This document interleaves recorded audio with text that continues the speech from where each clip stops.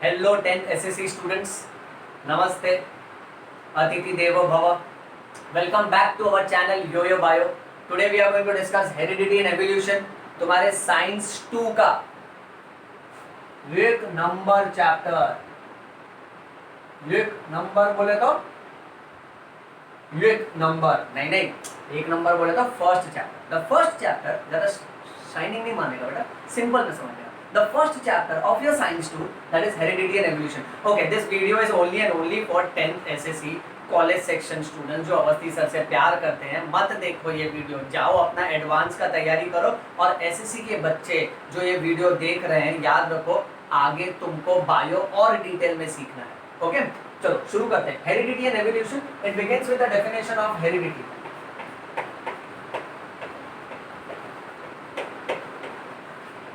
Heredity क्या है?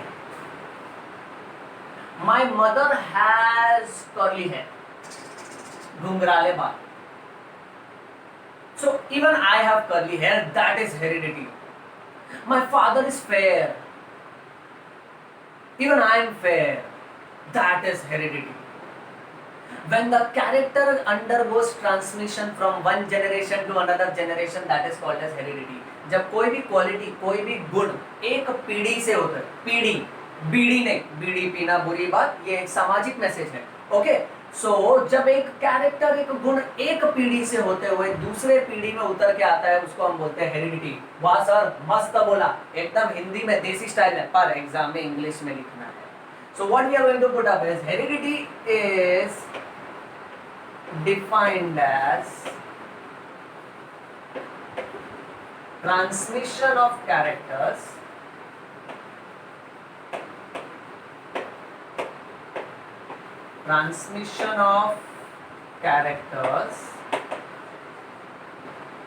from one generation नहीं होता है, generation होता है, from one generation to another generation। Pronounce किया करो अच्छे से English, from one generation to another generation. हम भारतीय लोग भी इंग्लिश बोल सकते हैं, even we can talk in English, you know, accent, पर हम शाइनिंग मारता नहीं। जय हिंद, जय भारत, जैसा भी हम देसी है, अच्छा है। तो heredity is defined as transmission of characters from one generation to another generation, ये याद रखो। उसके बाद बेटा तू याद रखेगा, तेरे साइंस 2 टेक्स्ट बुक में दिया है एक महारथी के बारे में, गोरा चाचा। वाई गोरा चाचा? क्योंकि वेस्टर्न कंट्री का इंसान है, साइंटिस्ट है बेटा। इनका नाम है Gregor Johann Mendel. Mendel Mendel Mendel Mendel Mendel Mendel हो। Gregor Johann Mendel, he is called as a pioneer of genetics. Sir ये पाइनियर क्या होता है रे? ये बेटा पाइनियर यानी जो शुरुआत करता है जेनेटिक्स क्षेत्र की। The field of genetic was founded by Gregor Johann Mendel. You can also say he is the father of genetics. He is the father of genetics. Sir तो मदर कौन है? फालतू सवाल पूछने का, मदर उसकी वाइफ होगी बेटा। ओके, एग्जाम में सब मत लिखना, just simply write down he is the pioneer of genetics, he is the father of genetics. Remember in your mind, he is the बाप of genetics, he is the पापा of genetics. Okay, यानी पूरे genetics के बारे में इसी ने discover किया था। आज के जमाने में हमको जो भी नॉलेज है जेनेटिक्स का, सब इनकी देन है बेटा। जय हो ग्रिगोर जोहान मेंडल, याद रखना।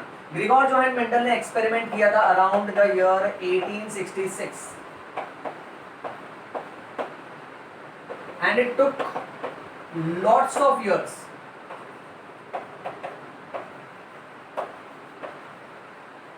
to understand conclusion of his research, or you can say conclusion of his experiments। ये भाई साहब तो एक्सपेरिमेंट कर दिए इन द ईयर 1866, कर दिए, सब ढूंढ ढांड के बैठ गए, दुनिया को समझाया कि देखो ऐसा ऐसा होता है। और 1866 में लोगों को इतना अक्ल नहीं था, लोग बोला ये पागल है, ओके, और बोला कि ये पागल हो गया है, इसको कंसीडर ही नहीं किया। He died without any recognition. Yes, it's a true story बेटा। Okay, he was a fantastic scientist. He died without recognition। और बहुत सालों के बाद, उसके मरने के बाद लोगों को रियलाइज हुआ, जब लोगों ने उसकी सेम कंक्लूजन्स को, सेम फाइंडिंग्स को रीडिस्कवर किया। At that time they realised yes he was the father of genetics. Okay, तो ये याद रखो। अच्छा, उसके बाद ना next in the year 1901 another गोरा चाचा, अनदर साइंटिस्ट, इनका नाम है युगो से चले आ रहा है, नहीं सॉरी, क्या हिंदी बोल रहे हैं, Hugo de Vries. Hugo de Vries he gave mutational theory. The word mutational theory is derived from the word mutation. और म्यूटेशन का मतलब क्या होता है? म्यूटेशन का मतलब होता है sudden genetic change, sudden genetic change. Let's repeat again बेटा, what is mutation? Sudden genetic change. Now let's say suppose for example next generation में, मेरे आने वाले बच्चे में, फॉर एग्जांपल मेरे आने वाले बच्चे में कोई नया कैरेक्टर आ जाता है अचानक से, जो मुझ में नहीं है, मेरे पापा में नहीं है, मेरे पापा के पापा में नहीं है, मेरे पापा के पापा के पापा के पापा में नहीं है, मेरे पूरे खानदान में नहीं है ना, अचानक से नया कैरेक्टर आ गया, उसको हम बोलेंगे म्यूटेशन। म्यूटेशन में जीन्स जो है ना, पहनने वाला जीन्स नहीं बेटा, ओके, डीएनए के अंदर जो जीन्स होता है ना वो, ओके, सो म्यूटेशन में ये जीन्स अचानक से बदल जाते हैं कुदरती तौर पे, ओके, ये म्यूटेशनल थियरी। इस म्यूटेशन के बारे में ऑब्जर्व किया था ह्यूगो डी व्रीज ने इन the year 1901। Next in the year 1902 दो साइंटिस्ट, एक का नाम वॉल्टर और दूसरे का नाम सुटॉन। वॉल्टर और सुटॉन ने क्या ढूंढा था? इन दोनों ने पेयर्ड क्रोमोसोम्स ढूंढा था।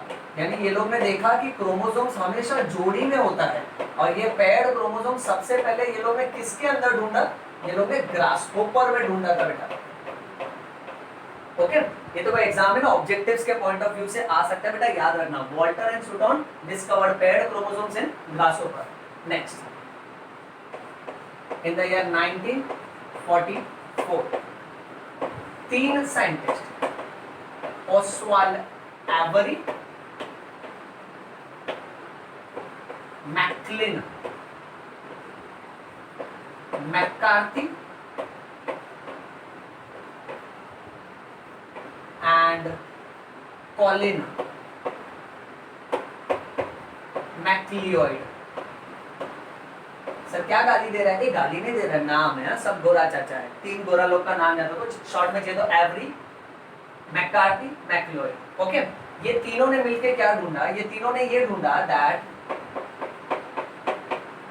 DNA is the genetic material. DNA is the genetic material.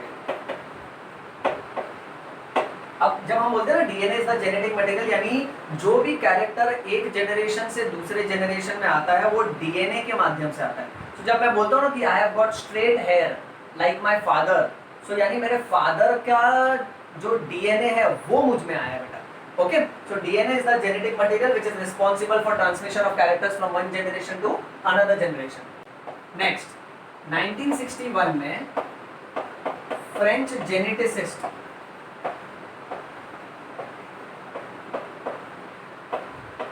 जिसका नाम है François Jacob and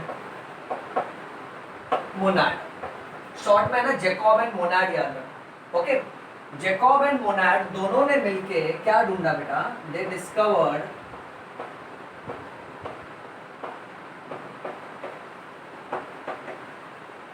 protein synthesis process, कि प्रोटीन कैसे बनता है। Protein synthesis process with the help of DNA, with the help of DNA in bacterial cell. Okay, actually कैसा ना, ये एक अलग ही टॉपिक है 12th स्टैंडर्ड का, इसको लैक ऑपेरॉन बोलते हैं। लैक ऑपेरॉन समझने के लिए okay, it will take somewhere around some 2-3 hours का सेशन, कॉलेज लेवल का, एडवांस लेवल का टॉपिक है। ये एक्स्ट्रा मैंने लिख के रखा है, तो एग्जाम में लिखना नहीं, तेरा टीचर उड़ेगा। ओके, क्योंकि ये सिलेबस में नहीं है बेटा। ओके, राइट, सो इतना याद रखो, प्रोटीन सिंथेसिस का प्रोसेस ढूंढा डीएनए में in a bacterial cell. Okay, that is Jacob and Monod. Next, इस चैप्टर में हम लोग आरडीएनए भी पढ़ेंगे बेटा। आरडीएनए का मतलब होता है रिकॉम्बिनेंट डीएनए। अच्छा, अब रिकॉम्बिनेंट डीएनए का मतलब क्या होता है? रिकॉम्बिनेंट डीएनए का मतलब मैं बाहर से कोई डीएनए ले आऊंगा, उसको मैं बोलूंगा एलियन डीएनए। ओके, समझो फॉर एग्जांपल बेटा, ये एलियन डीएनए है। ओके राइट, और इसको मैं तेरे डीएनए के साथ जोड़ दूंगा, ये तेरा डीएनए बेटा।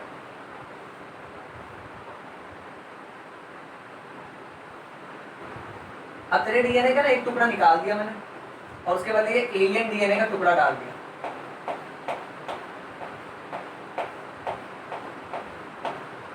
तो क्या होगा ना, अब तुझमें तेरी तरह तो कैरेक्टर्स है ही, पर तुझमें इतना नया कैरेक्टर है ना। Let's say suppose for example, the काल्पनिक एग्जांपल स्पाइडरमैन। अब स्पाइडरमैन में क्या होता है, स्पाइडर का डीएनए इंसान के डीएनए के साथ जाके जुड़ जाता है, तो इंसान क्या बन जाता है? स्पाइडरमैन, मकड़ी मैन, राइट। यानी उसमें इंसान जैसे कैरेक्टर भी और स्पाइडर जैसे कैरेक्टर भी आ जाते हैं बेटा। हालांकि स्पाइडरमैन इमेजिनरी स्टोरी है, सो ऐसा असली में होता है क्या? अरे पिक्चर को पिक्चर की तरह देखा कर, लेक्चर को लेक्चर की तरह सुना कर, वेरी इंपॉर्टेंट। ओके राइट, सो इसको हम लोग बोलेंगे रिकॉम्बिनेंट डीएनए। रिकॉम्बिनेंट डीएनए यानी एक डीएनए में जब हम लोग बाहर के डीएनए का टुकड़ा डालते हैं, जिसकी वजह से उस डीएनए में नए कैरेक्टर्स आ जाते हैं, तो उसको हम लोग बोलते हैं रिकॉम्बिनेंट डीएनए। और ये रिकॉम्बिनेंट डीएनए कहाँ काम आता है? This is useful in the branch of genetic engineering, जहाँ पे अगर हम लोग को सब तरह का अगर मैनिपुलेशन करना है ना, तो ये रिकॉम्बिनेंट डीएनए टेक्नोलॉजी काम आता है बेटा।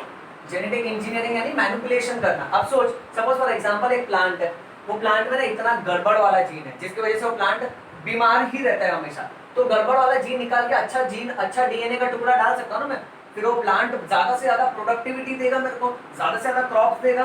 तो मैंने क्या किया, वो प्लांट के जीन्स को मैनिपुलेट किया, सो दैट इज जेनेटिक इंजीनियरिंग। और जो नया डीएनए बना उसके बॉडी में, उसको बोलेंगे आरडीएनए, राइट। सो ये पूरा का पूरा जो हम लोग पढ़ रहे हैं ना बेटा, इसके यूजेस क्या क्या है, ये कहाँ कहाँ काम में आएगा बेटा? सो ये हमको काम में आएगा for number 1, diagnosis of hereditary disease. Diagnosis का मतलब टू डिटेक्ट, अलग अलग बीमारी को समय से पहले ही पहचानने में हेल्प करेगा बेटा। Okay, number 2, it helps in treatment of hereditary disease. Number 3, it helps in prevention of hereditary disease, यानी किसी भी बीमारी को समय से पहले डिटेक्ट करने में काम में आता है, उसका इलाज करने में काम में आता है, और उस बीमारी को प्रिवेंट करने के भी काम आता है बेटा। और तो और ये पूरा का पूरा जो जीन मैनिपुलेशन, डीएनए मैनिपुलेशन हम लोग सीख रहे हैं ना, कि ये डीएनए का टुकड़ा तोड़ के इधर डाल दिया, राइट, ये और कहाँ पे हमको काम में आ सकता है? तो ये हमको हाइब्रिड वेराइटीज बना के दे सकता है बेटा। It can give me hybrid varieties of plants and animals.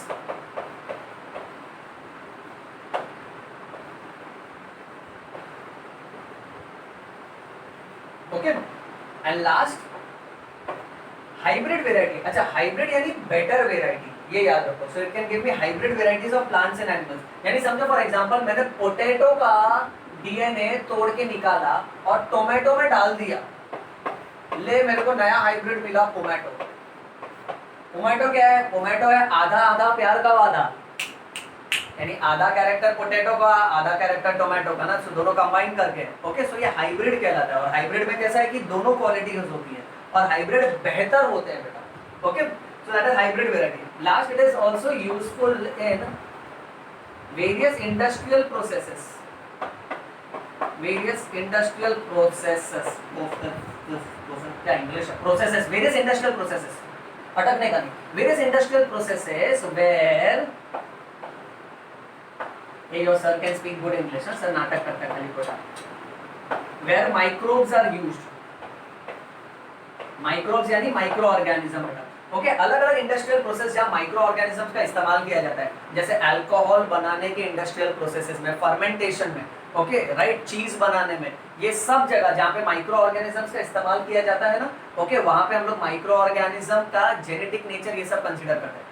So well बच्चों, that's all with the introduction of heredity and evolution. Stay connected to this wonderful channel for upcoming videos. इसका screenshot ले लो आप लोग, फटाफट मस्त वाला एक photo ले लो, बोर्ड का, मेरा फोटो नहीं, okay right. Till then read bio, lead bio, yo bye, thank you.